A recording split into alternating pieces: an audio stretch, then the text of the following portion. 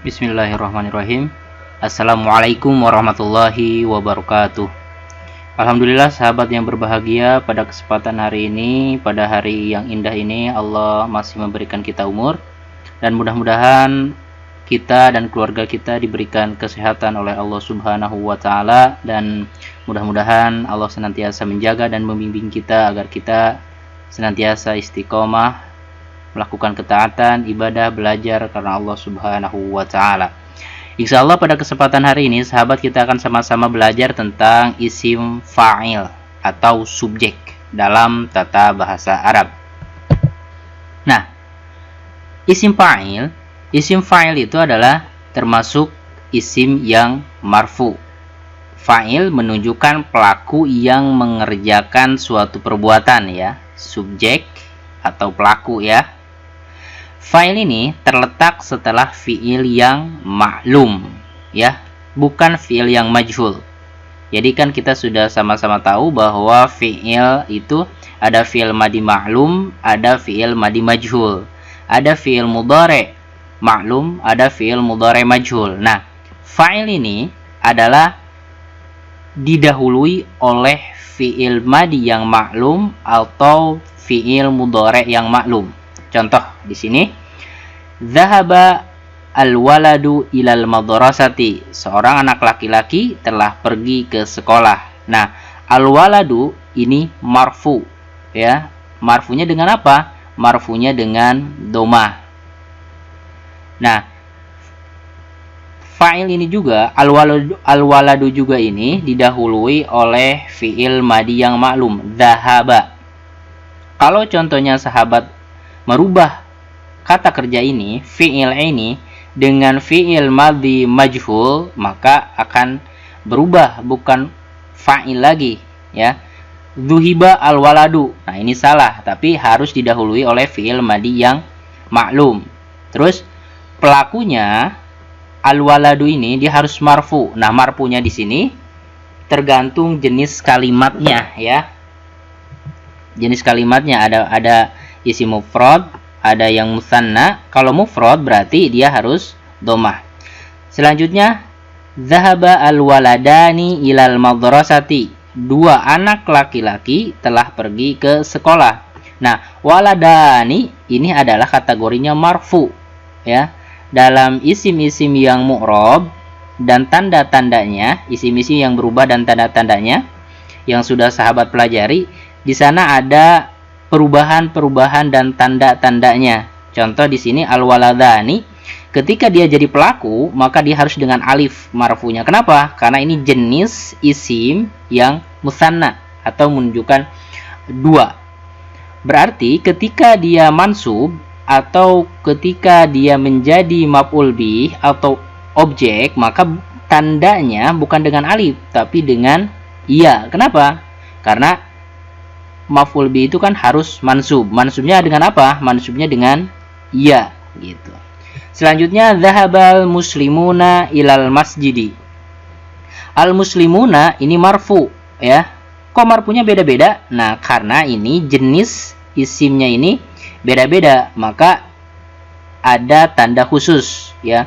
Al muslimuna ini jenis jamak mudzakkar salim. Maka marfunya di sini marfunya dengan waw. Jadi zahabal muslimuna ilal masjidi, bukan zahabal muslimina, salah, tapi zahabal muslimuna karena marfunya dengan waw. Selanjutnya, akala akhuka ar-ruzza. Saudaramu telah makan nasi. Nah, akhuka di sini dia marfu. Cuma marfunya bukan dengan waw, bukan dengan alif ataupun dengan harokat dhamma, tetapi ini marfunya dengan waw. Kenapa dengan waw? Karena ini adalah masuk kepada isim yang asmaul khamsah. Nah, ini. Jadi intinya isim fa'il itu dia harus marfu. Nah, marfunya nanti disesuaikan dengan jenis kata bendanya, jenis isimnya seperti apa, ya. Dan didahului dengan fiil yang maklum. Nah, pembagian fa'il atau pembagian subjek dalam tata bahasa Arab, fa'il terbagi menjadi dua. Ada fa'il yang dhahir, ada fa'il yang dhamir. Apa yang dimaksud dengan fi'il dhahir?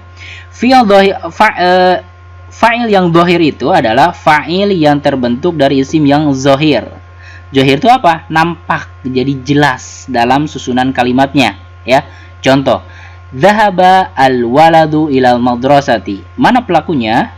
Mana fa'ilnya? Fa'ilnya ini al-waladu. Jadi jelas, nampak, zahir. Contoh selanjutnya tadi, dhahabal waladani ilal madrasati.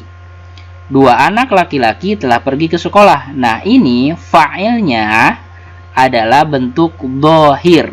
Jadi jelas, nampak, al-waladani. Selanjutnya, dhahabal muslimuna ilal masjidi. Mana fa'ilnya atau mana subjeknya? Subjeknya adalah al-muslimuna yang melakukan pekerjaan pergi ke masjid. Nah, ini bentuk fa'ilnya itu adalah dhahir atau nampak jelas. Akala akhuka arruzza. Saudaramu telah makan nasi. Nah, akhuka di sini pelaku atau fa'il. Fa'ilnya ini adalah fa'il yang zahir. Nah, selanjutnya pembagian fa'il. Fa'il yang dhamir terbentuk dari isim yang dhamir. Isim yang dhamir ini adalah kata ganti, ya, kata ganti. Contoh, dhahaba. Dhahaba di sini di dalamnya ada dhamir atau kata ganti yang tersembunyi apa? Di dalamnya ada dhamir huwa. Kata ganti untuk dia. Jadi kita terjemahkan dia seorang laki-laki telah pergi. Dhahaba. Nah, dalam kata ini, dalam lafaz ini ada domir yang tersembunyi. Apa? Ada domir huma. Jadi kita terjemahkan dia dua orang laki-laki telah pergi. Nah, ini kebalikan dari fa'il yang dhahir. Ini fa'il yang domir, kata ganti yang tersembunyi. Selanjutnya, dhahabu. Nah, ini juga ada domir yang tersembunyi di dalamnya, yaitu ada hum, ya. Maka kita terjemahkan mereka semua laki-laki telah pergi. Nah, ini adalah fa'il, ya, fa'il yang tersembunyi atau fa'il yang dhamir, kata ganti orang. Yaktubu. Nah, ini fi'il mudhari'. Yaktubu. Nah, maka dalam yaktubu ini ada dhamir atau ada pelaku yang tersembunyi. Ya, apa? Dia seorang laki-laki sedang menulis. Yaktubani. Di dalamnya ada fa'il atau pelaku, cuma dengan dhamir, dengan kata ganti, yaitu dia dua orang laki-laki sedang menulis, ya. Jadi perbedaannya itu. Kalau yang dhahir dia itu jelas, nampak, tapi kalau dhamir dia itu kata ganti, dia tersembunyi di dalam simbol-simbol ini. Ada tanda alif berarti oh huma, kalau waw oh berarti hum, ya. Yaktubu oh berarti di dalamnya ada huwa. Yaktubani. Nah, kita melihatnya dari tanda alif ini, alif nun ini. Selanjutnya, ketentuan-ketentuan fa'il, ketentuan subjek dalam tata bahasa Arab ini lebih ramai, lebih kompleks pembahasan dari pelaku ini atau fa'il ini. Yang pertama, fa'il harus selamanya marfu. Tanda marfunya disesuaikan dengan macam-macam isim yang tadi dijelaskan. Dhahaba al-waladu ilal madrasati. Nah, ini wajib. Ini aturannya, ya. Aturan bakunya, fa'il ini dia harus marfu. Dengan apa? Dengan dhamah. Disesuaikan nanti. Kalau contohnya musanna, maka marfunya itu dengan alif. Dhahaba al-waladani ilal madrasati. Nah, kalau dhahabal muslimuna ilal masjidi, dia wajib marfu juga, cuma marfunya beda. Beda dengan musanna, beda dengan isim mufrad. Karena ini jama mudzakkar salim, maka marfunya itu dengan waw. Dalam kalimat akala akhuka arruzza, fa'ilnya ini, subjeknya ini, pelakunya ini harus marfu. Marfunya dengan apa? Marfunya dengan waw. Nah, ini pembahasannya ada khusus di isim-isim yang mu'rab, isim-isim yang berubah dan tanda-tanda perubahannya. Nah, kita mengikuti di sana. Selanjutnya, fa'il harus senantiasa didahului oleh fi'il yang maklum, baik madi maklum atau mudhari yang maklum. Jadi jangan sekali-kali menggunakan fi'il madi yang majhul atau mudhari yang majhul. Kenapa? Karena itu bukan fa'il nantinya. Contoh, dzahaba al-waladu ilal madrasati. Seorang anak laki-laki telah pergi ke madrasah. Nah, ini didahului, wajib ini didahului oleh fi'il yang maklum. Dzahaba, fi'il madhi maklum. Dzahaba al-waladani ilal madrasati. Nah, dua anak laki-laki telah pergi ke sekolah. Ini didahului, wajib didahului oleh fi'il yang maklum ya. Boleh madhi maklum, boleh mudhari yang maklum. Yaktubu al-waladu ad-darsa. Nah, ini didahului oleh fi'il yang maklum. Cuma kok beda? Nah, ini masuk ke ini fi'ilnya jenis fi'il mudhari yang maklum. Yaktubu al-waladu ad-darsa. Yaktubu waladani ad-darsa. Ini madhi maklum, ini mudhari maklum ya. Selanjutnya, ketentuan-ketentuan atau aturan-aturan dari fa'il atau subjek dalam tata bahasa Arab. Yang ketiga, jika sahabat susah mencari pelaku atau fa'il dalam sebuah kalimat, maka gampang saja gunakan pertanyaan siapa. Siapa yang pergi, siapa yang makan, siapa yang tidur, dan lain sebagainya.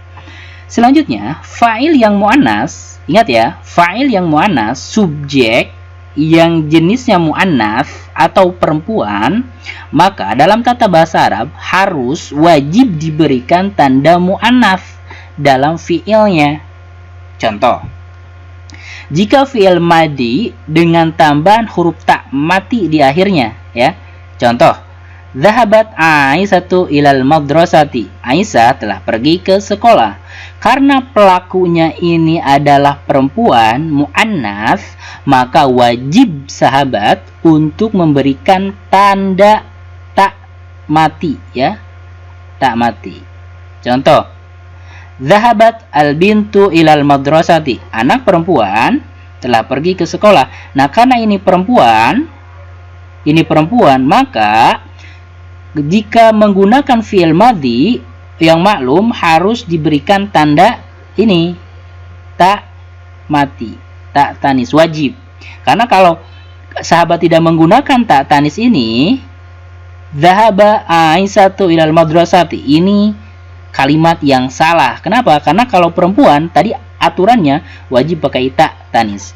Selanjutnya, jika fi'il mudhari dengan tambahan tak di awal fi'ilnya. Contoh, taktubu Maryamu ad-darsa. Maryam sedang menulis pelajaran. Taktubu Maryamu ad-darsa. Maka karena menggunakan fi'il mudhari wajib memakai ta di awalnya ya. Bukan yaktubu. Kalau yaktubu itu untuk laki-laki. Nah, karena untuk perempuan atau muannas maka menggunakan ta di sini. Selanjutnya, taktubu thalibatu ad-darsa. Siswa perempuan telah menulis pelajaran. Nah, karena ini jenisnya mu'annas perempuan, maka diberi tanda ta ya. Demikian pembahasan kali ini. Mudah-mudahan Allah memberikan kita pemahaman, memberikan kita ilmu. Demikian, terima kasih atas perhatian semuanya. Mudah-mudahan Allah memudahkan segalanya. Demikian, assalamualaikum warahmatullahi wabarakatuh.